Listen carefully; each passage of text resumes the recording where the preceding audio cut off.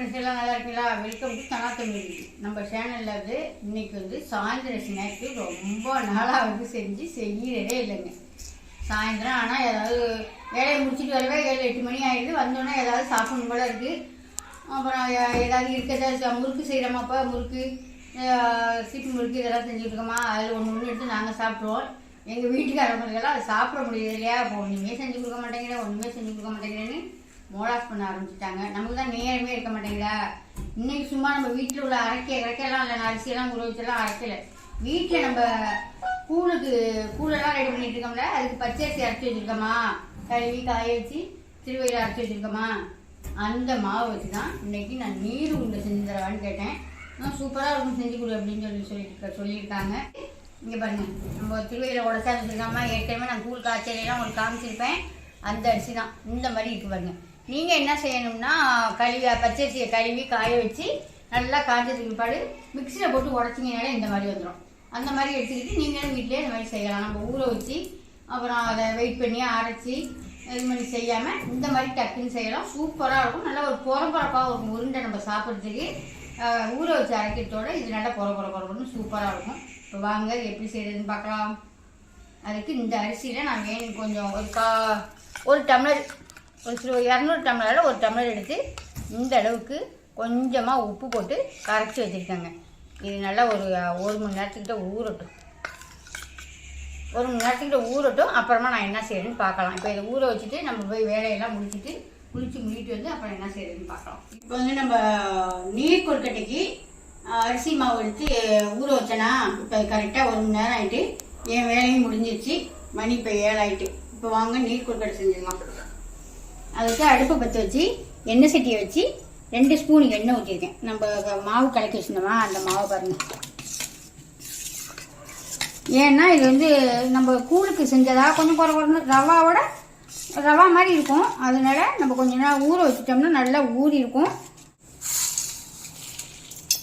இப்போ இது வந்து ஒரு 1/2 ஸ்பூன் கடுகு, 1 ஸ்பூன் வெள்ளை உளுந்து, 4 பட்டை மிளகாய் நல்லா வெடிக்க விட்டுடலாம். ஈஸியாக நம்ம கரைக்காமல் இந்த மாதிரி மாவு ரெடி பண்ணி வச்சுக்கிட்டோம்னா நீர் கொழுக்கட்டையெல்லாம் சுட்டு வச்சு ஒரு அவசரத்துக்கு பிள்ளைங்களுக்கு ஸ்கூல் விட்டு வந்தோன்னா கொஞ்சம் செஞ்சு கொடுக்கலாம். நம்மளும் ஒன்று செஞ்சு சாப்பிடலாம். இதெல்லாம் ஈஸி தாங்க, ரொம்ப ஈஸி. ஒரு 10 நிமிஷத்தில் செஞ்சிடலாம். மாவு ஒண்டி ஒரு மணி நேரம் ஊற வச்சுட்டு செய்ய வேண்டியதான். நல்லா கடுகு வெடிக்கட்டும். நல்லா கடுகு வச்சதுக்கு பிறகு கொஞ்சம் ஒரு கொத்து கருவேப்பிலை, கொஞ்சோண்டு பெருங்காயத்தூள். இப்போ நம்ம ஊற வச்சு வச்சுருக்கோமா மாவு, அதை எடுத்து இதில் சேர்த்துடலாம்.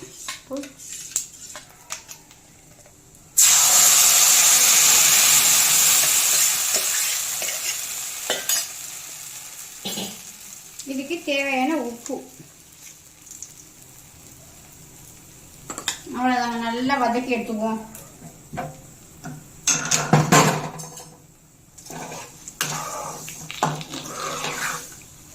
நல்லா வதக்கி எடுத்துட்டு காமிக்கிறேன்.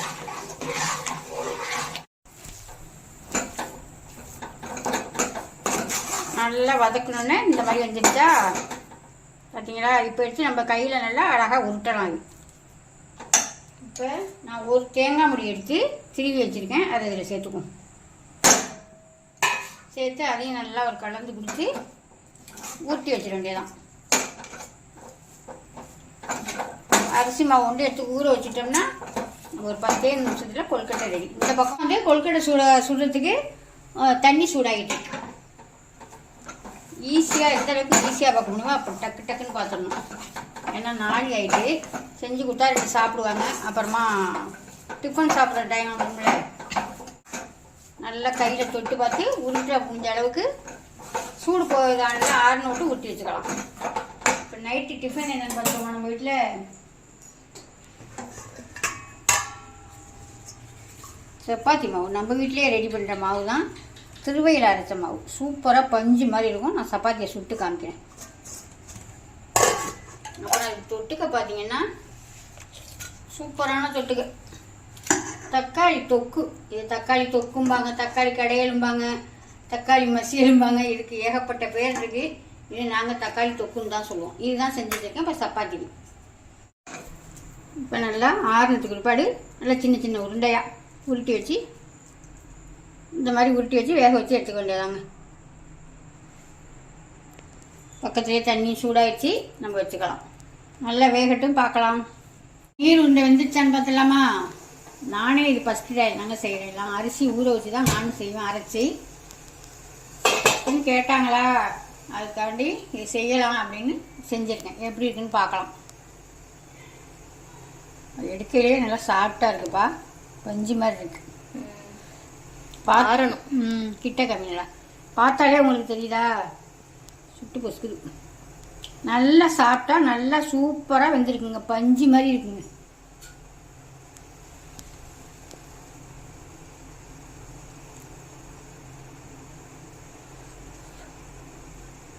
நல்லா பந்து மாதிரி இருக்கு. சூப்பராக நீர் கொழுக்கட்டை ரெடி ஆயிடுச்சுங்க. இப்போ எடுத்து ஆளுக்கு 2 கொடுத்துடலாம். கொடுத்துட்டு இப்போ சப்பாத்தி தான் போட போகிறேன். சப்பாத்தியெல்லாம் கையில் தான் தேய்ப்பாவில், கையிலிட்டு விட்டுருவேன் சப்பாத்தியை. நான் வந்து சப்பாத்தி மாவு பிணையத்துக்கு முன்னாடியே தக்காளி கிரேவி வச்சுட்டேன். அவ்வளோதான், நீர் கொழுக்கட்டையும் செஞ்சாச்சா. இதை கொண்டு வச்சு இன்னைக்கு வியாழக்கிழமை சாய்பாபாட்ட அப்படியே தண்ணியில் ஊற்றிட்டு ஆளுக்கு 2 கொடுத்துடலாம். கொழுக்கட்டை சாப்பிட்டு பார்த்துருவோமா? இங்கே நான் புடையிலே பாருங்க, மெதுன்னு இருக்கா, நல்லா பஞ்சு மாதிரி இருக்குங்க. நானே இது சும்மா அரைக்கிறதுக்கு அடுப்பு போட்டுக்கிட்டு வீட்டில் இருக்கே, இந்த மாவு தான் இருக்கே, இதை எடுத்து செஞ்சு பார்க்கணுன்னு தான் செஞ்சேன். ரொம்பவே சூப்பராக இருக்கு, அருமையாக இருக்கு, பஞ்சு மாதிரி இருக்குங்க. நீர் கொழுக்கட்டை செஞ்சோமா, நீர் கொழுக்கட்டையும் ஆளுக்கு 4 நாளில் நிறையவே சாப்பிட்டாச்சு. ஏன்னா அது பஞ்சு போல சரியா விட்டா கொழுக்கட்டையே 3 தான் மிச்சம். நல்லா இருந்துச்சுங்க, சூப்பராக இருந்துச்சு. ஏன்னா நம்ம ஊற வச்சு அரைக்கிறது கூட ஒரு மாதிரி லைட்டாக கொஞ்சம் அழுத்தமாக தான் இருக்கும், கொஞ்சம் அழுத்தமாக தெரியுற மாதிரி இருக்கும். இது நம்ம ரவை மாதிரி தானே இருந்துச்சு. அது 1 மணி நேரம் ஊற வச்சோமா, நல்லா அதுவும் நல்லா ஊறி போய் நம்ம வதக்கிட்டோமா, வதக்கிட்டு உருட்டி வச்சோம்னா நல்லா பஞ்சு மாதிரி நல்லா வெந்து அருமையாக இருந்துச்சு. நீங்களும் இந்த மாதிரி பச்சரிசி எடுத்து நல்லா கழுவிட்டு காய வச்சு மிக்சியில் போட்டு சுற்றிட்டு இந்த மாதிரி நீர் கொழுக்கட்டை செஞ்சு பாருங்க, அவ்வளோ சூப்பராக இருந்துச்சுங்க. செஞ்சு பார்த்துட்டு கமெண்ட்ல சொல்லுங்கள். இப்போ வாங்க, நம்ம வீட்டில் சப்பாத்தி ரெடி ஆயிடுச்சு. நம்ம வீட்டில் ரெடி பண்ணுற மாவு தான் சூப்பராக பஞ்சு மாதிரி இருக்குது பாருங்க, பேப்பர் மாதிரி இருக்குது, அருமையாக இருக்கா. சப்பாத்தியும் ரெடி ஆயிடுச்சு. திருவியில் அரைக்கிறதே அது ஒரு தனி டேஸ்ட் தான். அப்புறம் இந்த தக்காளி தொக்கு தொட்டுக்கிட்டு யாராருக்கெல்லாம் சப்பாத்தி சாப்பிட பிடிக்கும்னு கமெண்ட்ல சொல்லுங்கள். எங்களுக்கு ரொம்பவே பிடிக்குங்க. இன்னைக்கு நைட்டு டிஃபன் இவ்வளோ தான். உங்கள் வீட்டிலலாம் நைட் டிஃபன் என்னன்னு கமெண்ட்ல சொல்லுங்கள். அப்புறம் இந்த வீடியோ பிடிச்சிருந்தா லைக் பண்ணுங்கள், ஃப்ரெண்டுக்கெல்லாம் ஷேர் பண்ணுங்கள், மறந்து நம்மளும் சப்ஸ்கிரைப் பண்ணுங்கள். அடுத்த வீடியோவில் பார்ப்போம். பாய்.